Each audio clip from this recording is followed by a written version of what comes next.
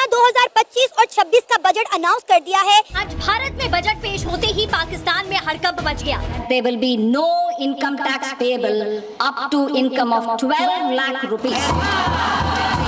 मेरे लिए और मेरे मुल्क पाकिस्तान के लिए उदासी का दिन है। भारत सरकार ने रक्षा बजट के लिए 6,81,210 करोड़ रुपए का आवंटन किया, जिसने पूरी दुनिया को हैरान और परेशान कर दिया है। दरअसल भारत का रक्षा बजट इतना शानदार है कि पाकिस्तान का रक्षा बजट भारत के रक्षा बजट के आगे रत्ती भर भी नहीं टिकता। वित्त मंत्री निर्मला सीतारमण ने बजट में कुछ ऐसा ऐलान कर दिया जिससे बांग्लादेश और पाकिस्तान के पसीने छूट गए। कंगाल पाकिस्तान को जैसे ही भारत के रक्षा बजट का पता चला तो हड़कंप मचा। पाकिस्तान की सेना में खौफ का माहौल बन गया। भारत और पाकिस्तान के बजट में कोई तुलना ही नहीं है, क्योंकि भारत का बजट पाकिस्तान की तुलना में कई गुना ज्यादा है। पाकिस्तान की सेना की अब नींद उड़ गई है। रक्षा क्षेत्र के लिए 6,81 करोड़ रुपए के बजट का ऐलान किया गया है। तो भारत जो है वो अपना डिफेंस बजट जो है उसने फिर बढ़ा दिया है। इतना बजट तो छोटे पाकिस्तान जैसे छोटे मुल्क जो हैं उनके लिए कितना बड़ा चैलेंज है। अब देखिए 500 अरब रुपया एयरक्राफ्ट एंड एरो इंजन के लिए है। यही वो एरियाज हैं जहाँ पे दोनों इंडिया जो है वो काम करना चाह रहा है। यहाँ अपनी एयर कैपेबिलिटी बढ़ाना चाहता है। एयर कैपेबिलिटी किसके लिए बढ़ाना चाहता है? पाकिस्तान के लिए बढ़ाना चाहता है। इंडिया की जो फौज है वो उसके पास अभी 125 अरब पिछला पड़ा हुआ है। ये अभी जो 31 मार्च आ रही है नेक्स्ट, ये फरवरी या मार्च, इस तक उन्होंने 125 अरब लगाना है। यानी कि इंडिया की सरकार ने इतना पैसा दे दिया है कि उनसे लग नहीं रहा। मैं राणा साहब परेशान होगी, अगर ये इनकम पाकिस्तान में हो तो ये 38.5 लाख लगभग बनती है, और अगर कोई 38.5 लाख पाकिस्तान में कमाता है तो हमें 30% पे करना पड़ता है। क्या करते हैं, हमारी तो तारीख भरी पड़ी है ना। हम तो जिसका आईडी कार्ड भी नहीं होता उसको उठा के ले आते हैं और यहाँ पे फाइनेंस मिनिस्टर लगा देते हैं। अब उसने तो मैक्रो लेवल पे करना है ना। मसला क्या होता है माइक्रो लेवल का। छोटे लेवल पे आपकी इकोनॉमी जब तक डेवलप नहीं करेगी तो आपकी बड़ी इकोनॉमी मैक्रो लेवल क्या होगी। भारत की सेना बजट देख पाकिस्तानियों को दिल का दौरा पड़ने वाला है, क्योंकि भारत की सरकार ने अपनी सेना पे 10% ज्यादा एक्स्ट्रा पैसा खर्च करने का तय किया है, और इसको देखते हुए पाकिस्तान की सरकार तिलमिला गई है। पाकिस्तानियों को दिल का दौरा पड़ गया है। चलते हैं पाकिस्तान, लेकिन उससे पहले दुबई से भी गुस्से में ऐसी बयान दे दी है, वो भी बयान आपको सुननी चाहिए। तो सबसे पहले चलते हैं पाकिस्तान और देखते हैं पाकिस्तान के मुस्लिम इस मुद्दे पे क्या क्या बोलते हैं। पहले आप इनकी बातें सुनिए। आप क्या कहना चाहेंगे? इस दफा इंडिया ने अपने बजट में जो है डिफेंस बजट को बहुत ज्यादा बढ़ा दिया। 6,81,000 करोड़ का बजट अनाउंस किया इंडिया ने अपने डिफेंस का। जी, हम जो है ना कॉन्स्टेंटली अपने बजट को डिक्रीज कर रहे हैं, वो कॉन्स्टेंटली जो है ना अपने बढ़ा रहे हैं। जिस तरह भाई ने कहा है कि उन्होंने जो है ना कुछ ऐसे स्टेप्स लिए हैं कि उनकी इकोनॉमी जो है ना स्ट्रांग हो रही है। एक तो उन्होंने मैक्रो लेवल पे काम शुरू किया है, और दूसरा जो है ना मेन जो है ना IMF के चुंगल से निकल गए हैं। हम जो है ना उसी सर्कल में घूम रहे हैं। IMF के जो भी पैसा होता है जो हम इंटरेस्ट में पे कर रहे होते हैं। तो दूसरी बात भाई ने की कि वोमेन एम्पावरमेंट, वो भी एक अच्छा स्टेप है कि वोमेन जो है ना उनको एक मौका मिलता है, वो अपनी जो डिपेंडेंसी है वो उनको डिक्रीज कर सकती हैं। तो ये वाली चीज़ें होती हैं जो मतलब पाकिस्तान में वो नहीं हो रही। सर आप देखें ना, देखिए मैम, सबसे पहले तो भारत के बारे में यह है कि भारत फिलहाल बहुत ज़्यादा अग्रेसिव और प्रोग्रेसिव मूड में जा रहा है आगे, जबकि उसको पाकिस्तान के साथ कंपेयर किया जाए तो पाकिस्तान इस टाइम उसके मुकाबले में अपने जो सियासी मसाइल हैं उनमें लगा हुआ है, जबकि वो इससे भी आगे जा सकता है। लेकिन हमारे अपने जो सियासी झगड़े हैं घर के, वो नहीं ख़त्म हो रहे।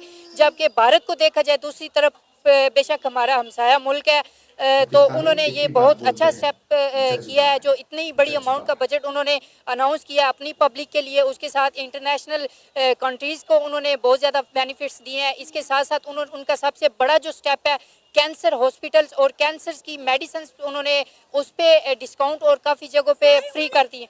GDP है ना, उस हिसाब से वो लोग बजट अपना करते हैं। पाकिस्तान के जो वसाइल हैं वो बहुत ज़्यादा हैं, पर जो हमारी आपस में गवर्नमेंट्स है ना इसको सही तरीके से यूज़ नहीं कर पाती। और जब वक्त आता है इनके पास इन्वेस्टमेंट का, लाइक आवाम पे पैसे लगाए जाएँ, तब इनको भीख मांगनी पड़ती है। डिफरेंट ममालिक के पास जाकर चंदे के लिए जाना पड़ता है कि हम लोगों को दे। आप खुद इतने काबिल क्यों नहीं बनते?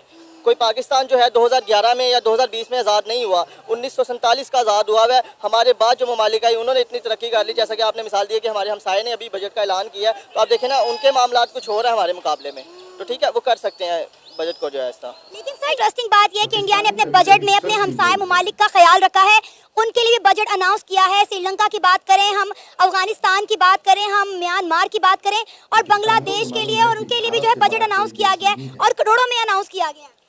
जी, इसी तरह है, अपने हमसायों के लिए वो जो है ना कुछ करता रहता है, क्योंकि उसकी स्टेबिलिटी के लिए ना वो ज़रूरी हो जाता है। तो ये जो है ना पाकिस्तान को भी देखना चाहिए कि जो है ना अपने जो एक्सपोर्ट्स जो है ना उनको बढ़ाए, अपनी जो है ना इंडस्ट्रीज़ को उन इन चीज़ों पे काम करे ताकि जो है ना दूसरा कि हमारे पास हमारे कौमी खजाने में क्या पड़ा हुआ है, गिन के जो है 3 से 4 अरब डॉलर वो भी हमने यूएई से मांगे हुए हैं, सऊदी अरेबिया से मांगे हुए हैं। हमारे पास अपना कुछ भी नहीं है। अगर हम IMF से कर्जा ना लेते, दूसरे मुल्क हमारी मदद ना करते, तो हम तो कब का डिफॉल्ट हो गए होते। बिल्कुल ऐसे ही बात है। फॉरेन रिजर्व जो होते हैं ना वो भी किसी भी इकोनॉमी के लिए रीढ़ की हड्डी होते हैं। अब अनफॉर्चुनेटली हमारे फॉरेन रिजर्व जो हैं, अगर मैं गलत नहीं हूँ तो सुनने में जो आ रहा है कि वो 7 से 21 दिन के फॉरेन रिजर्व्स हैं हमारे पास अपने ज़ाती जो हैं। चलो बाहर से हमने जो पैसा लेके रखा वो कल को है तो पराया ही है ना, वो जब चाहें ले और उस पैसे पे हमें ब्लैकमेल भी कर सकते हैं। और आप इंडिया के पास देख लें, इंडिया के पास कम से कम जो है वो 3 से 3.5 साल तक के फॉरेन रिजर्व मौजूद हैं कि वो अगर कहीं से उनके पास नहीं भी आते तो वो अपनी इंपोर्ट जो है उन फॉरेन रिजर्व से, उनके पास अगर बाहर से फॉरेन करेंसी नहीं भी आती, डॉलर नहीं भी आते, तो उस करेंसी को इस्तेमाल करके वो 3 साल तक सर्वाइव कर सकते हैं। तो ये बहुत बड़ा गैप है। अब ये देखें ना, जिस तरह बात करते हैं मोदी की कि उसने पहले 10 सालों में जो है उसने कॉमन पब्लिक को कुछ नहीं दिया, तो उसने ये कहा कि उसने अपने फॉरेन रिजर्व, उन्होंने इंडियन इकोनॉमी मैक्रो लेवल पे जो है उसको इंक्रीज किया है।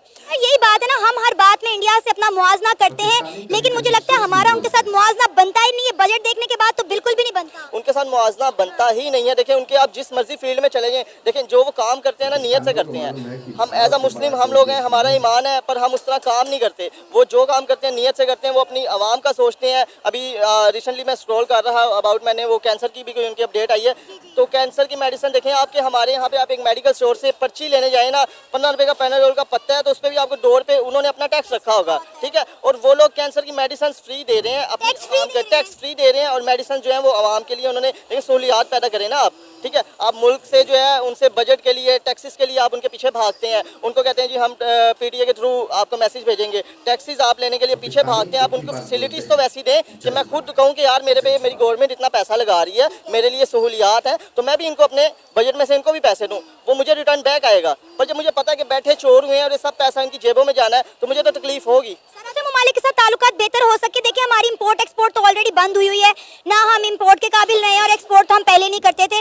तो मेरा ख्याल है इंडिया बड़ी अच्छी पॉलिसी के साथ चल रहा है, नेबरहुड फर्स्ट पॉलिसी। हमें भी इन तरह की पॉलिसीज का जो है वो ख्याल रखना चाहिए, ताकि हम भी जो है अच्छे नेबर साबित हो सके। देखिए ये आप ये देख लें कि ये डिप्लोमेसी स्टंट है। आप ये देख लें कि अब जिन नेबर कंट्रीज में वो स्पेंडिंग कर रहा है इंडिया, उनको बजट में उनकी बजटिंग कर रहा है, एड दे रहा है, तो इससे क्या होगा कि उनके ताल्लुकात जो वो नॉर्मलाइज होगा, किसी किस्म का नेबर से उनको थ्रेट नहीं होगा। जिस तरह आपने ये देखा अभी इशू चल रहा था आपका इसका म्यांमार का और जो है बांग्लादेश का।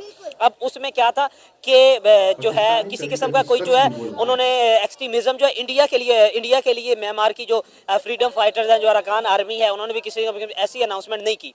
उसकी रीज़न ये है कि फंड कर रहा है। अब म्यांमार में 2 सेक्टर हैं। आपकी 40% जो म्यांमार की कंट्री है उस पर उनकी फौज का कब्जा है, 60% वो सारे फ्रीडम फाइटर और जो पॉलिटिकल फोर्सेज हैं उनके पास है।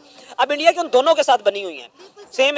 अब बांग्लादेश में आप ये देख लें कि बांग्लादेश की गवर्नमेंट तो उनके अगेंस्ट है, लेकिन जो सेक्टर्स हैं बांग्लादेश के उसमें इंडिया भी उनको सपोर्ट कर रहा है, उनको इन्वेस्ट कर रहा है। इसीलिए तो जो आप ब्यूरोक्रेसी लेवल पे बांग्लादेश में कोई भी इंडिया के खिलाफ जाने को तैयार नहीं है, और वो अपनी गवर्नमेंट को ये बता रहे हैं कि आप उनके साथ ताल्लुकात जैसे ही नॉर्मलाइज करेंगे, आप बेहतर ताल्लुकात करेंगे, आपके इक़्तिदार भी मजबूत होगा, आपके इक़्तिदार को तूल भी मिलेगा, और लोगों के दरमियान जो कयास है वो भी खत्म होगा। जब से भारत की सरकार ने ये ऐलान किया है कि हम अपनी भारत की सेना पे 10% ज्यादा पैसा खर्च करेंगे, तब से पाकिस्तान तिलमिला गया है और बौखला गया है।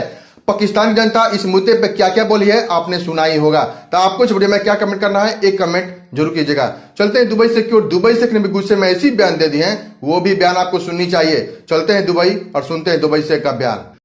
मेरे प्यारे भाई लोग, मेरे साथ 1 साल एक चीज हुआ, अभी हमको याद आया। हम बोला क्यों हम बात नहीं करेगा वीडियो में। मेरे पास एक आदमी था, वो हमारा ड्राइवर था।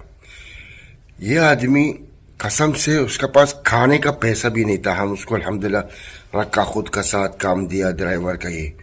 फिर वक्त के बाद 1 साल 2 साल हम देखा ये इतना अच्छा कपड़ा पहनता है। हम बोला इसका पगार 1500 हम देता था।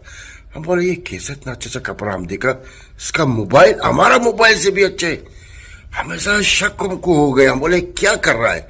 हम उसको बुलाया, आओ तुम माशाल्लाह ये सब पैसा किधर से मिलता है, ये सब चीज 1500 से अगर ऐसा होता है हम तो अमीरों का अमीर है।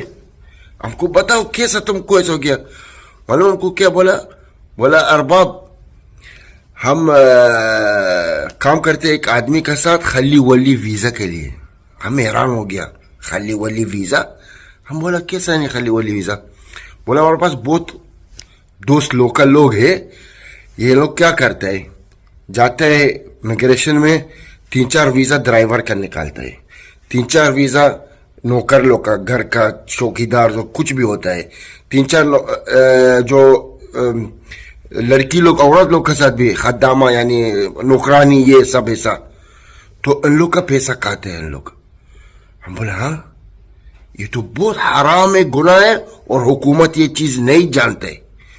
हम कसम खाते हैं कि ये हुकूमत चीज ये नहीं जानते, और अगर मालूम हो गया ये बहुत बड़ा खतरा भी है तुम लोग के लिए। तुम लोग कैसे ऐसा वीजा बेचेगा, यानी तुम लोग धंधा करते हैं वीजा का। माँ कसम खाता है, हम वही टाइम हम उसको बोला बाबा जाओ अभी टाइपिंग करो कैंसिलेशन और तुम जाओ इधर से। जब तुम गरीब लोग का खून पीता है, और वो भी क्योंकि हम तुम्हारा मसूल है, हम तुमको वीजा दिया है, समझो जैसे हम तुम्हारे साथ है भी। हम बोला बाबा तुम कितना साल भी हमारे साथ था, आओ हम सीधा उसको कैंसिल किया। बोलने रहम करो, रहम करो, तुम गरीब लोगों के ऊपर रहम नहीं किया, हम कैसे तुम्हारे ऊपर रहम करेगा? वही था हम उसको कैंसिल किया। हम बोला जाओ। अल्हम्दुलिल्लाह भी हम बहुत खुश है, क्योंकि हराम का नहीं मानते हम। हराम का यारो दूर हो जाओ हराम से, खुदा कसम हराम चीज बहुत अच्छा नहीं है। हाँ खाएगा वो टाइम मजा आएगा, ऐश करेगा, लेकिन माँ कसम कहते हैं ये हराम का ना तुम लोग को कीड़ा भी नहीं खाएगा, ये याद रखो। 1 रुपया हलाल का कमाओ, मिलियन हराम का नहीं खाओ। आपने देखा दुबई शेख ने कैसे बयान दिए हैं। दुबई शेख हमेशा लेबर के सपने बोलते हैं, चाहे इंडियन हो, पाकिस्तान, बांग्लादेश, नेपाल, कहीं के भी हो, हमेशा लेबर के सपोर्ट में खड़े थे। प्लीज दुबई शेख के लिए एक लाइक कीजिएगा और हमारे चैनल को जरूर सब्सक्राइब कर लीजिए, ताकि आपको पाकिस्तान के बारे में और दुबई के बारे में इंफॉर्मेशन मिलती रहे। चलिए वीडियो शुरुआत करते हैं, मिलते हैं अगले में, तब तक के लिए जय हिंद, जय भारत।